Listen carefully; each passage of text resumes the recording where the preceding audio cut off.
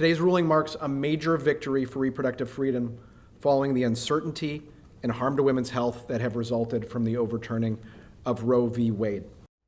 This morning, Wisconsin Supreme Court struck down a law from 1849 that banned abortion in the state. And you just heard Wisconsin's Attorney General Josh Kaul praising the state Supreme Court's ruling today. The state courts ruled 4-3, and to make it clear that other Wisconsin laws passed since 1849 repealed the 176-year-old law.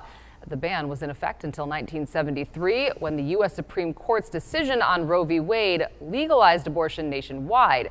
That's until a 2022 decision overturned that landmark decision, reactivating the ban. Both pro-choice and pro-life activists are reacting today. A spokesperson for Wisconsin Right to Life criticized justices for their decision, while Milwaukee's Reproductive Justice Action Group says there's still more work to do for women's health.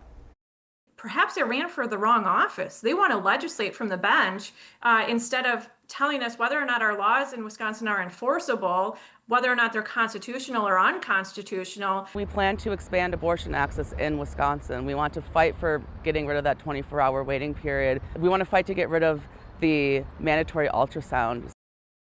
Of course, this ruling can have immediate impacts on women seeking abortions and health care in the state of Wisconsin. Adam Reif joins us live now to explain how one outspoken doctor is responding. Adam. Well, Natalie and Jessup, for a few years, while the state's abortion law was in flux, providers stopped offering services altogether, and at least 2 of them moved out of state. Today, I spoke with one of those doctors about how today's ruling will impact her practice. I am dedicated and very excited to be returning home. Unable to provide abortion care in Wisconsin after the fall of Roe v. Wade, Dr. Kristen Lyerly moved her practice to northern Minnesota, focusing on obstetrics in rural areas. She said in Minnesota she could focus solely on the care of her patients, not the law. I took a moment as I was on my way down to the operating room to save someone's life to just think, what would I be doing in Wisconsin right now?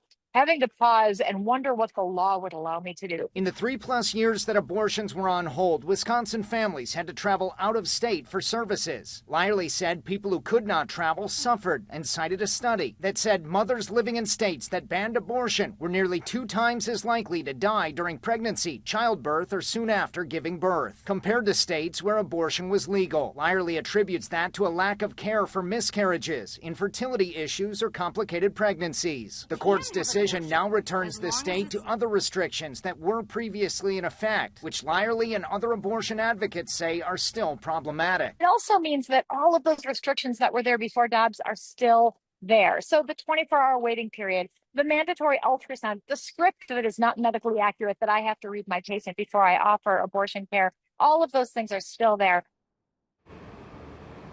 After the Supreme Court ruling, Dr. Lyerly says now hospitals and doctors need time to work out how they'll reintegrate abortion services into their care. Natalie and Jessup, back to you at the desk. Adam Reif live in Milwaukee for us tonight. Thank you.